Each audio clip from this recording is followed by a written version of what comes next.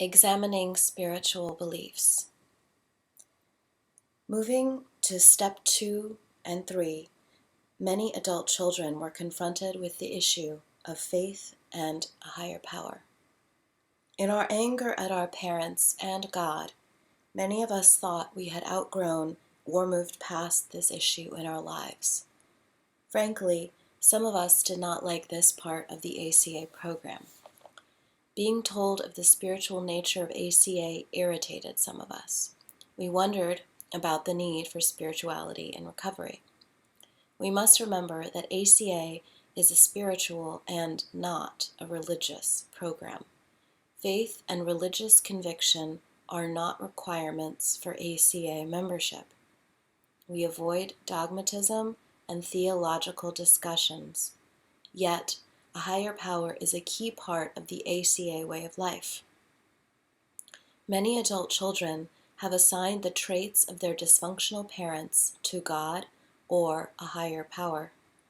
If their parents were shameful, vengeful, and inconsistent, then their God tends to be the same. Some adult children describe having a getcha God. For them, God keeps a record of their behavior and punishes them or gets them for making mistakes. There are many levels of belief among our fellowship members. There are adult children who are atheist or agnostic, who struggle with the notion of a universal force who will hear their prayers and make a meaningful impact in their lives. Numerous adult children recall praying to God for their parental abuse to stop, but nothing seemed to change. Many of these adult children concluded the higher power did not exist. They thought God did not hear their prayer. For these ACA members, we ask that they keep an open mind. God, as we understand God, may have bundled up all such prayers from across the world and created ACA. Other ACAs are staunch believers but cannot seem to allow a higher power to work in their lives. They cannot seem to get out of the way. They are also former believers who think they cannot reclaim faith. They feel abandoned by their higher power. One purpose of step 2 is to introduce the idea of keeping an open mind on the possibility of a higher power who can restore sanity. In some cases, our higher power helps us create sanity or wholeness for the first time in our lives. ACA is a spiritual program that confronts the effects of the disease of dysfunction head on. The disease affects our bodies, minds, and spirits, and requires a spiritual solution for a lasting impact. Knowing where our perceptions of a higher power originate from, and if the perceptions are accurate, is critical. We must discern what we believe or do not believe if we are to work step 2 and the remainder of the steps.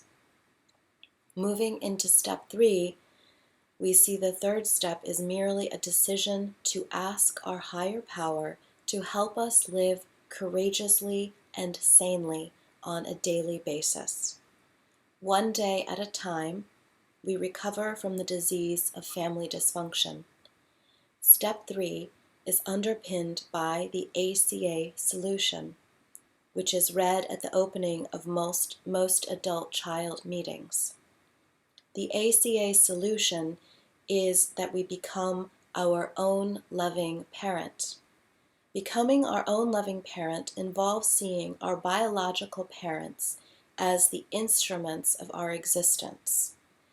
As the solution states, our actual parent is the higher power, whom some of us choose to call God. Working step 3 in ACA means we realize that our parents brought us into the world.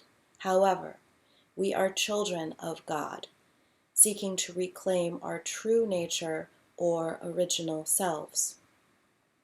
The 12 steps support this journey to the inner child or the true self. Meanwhile, step 3 helps further free us from the generational shame and abuse wrought by dysfunctional parents or caregivers. By realizing that our actual parent is our higher power, we complete more of the separation from family work.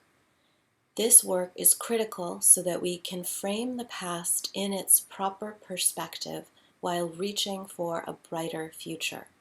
We gradually realize our painful past can become our greatest asset. We realize that we can help others who lack hope and clarity about what happened to them as children. As we learn to tell our story in meetings and in sponsorship, we move from hurting to healing to helping. By practicing step 3, we begin to stand on our own. We are clear on what we believe. We seek God's will with greater clarity. We come to believe that we really are children of God as we understand God. We come to believe that God hears our prayers. We are less confused on what to pray about. We begin to have true choice.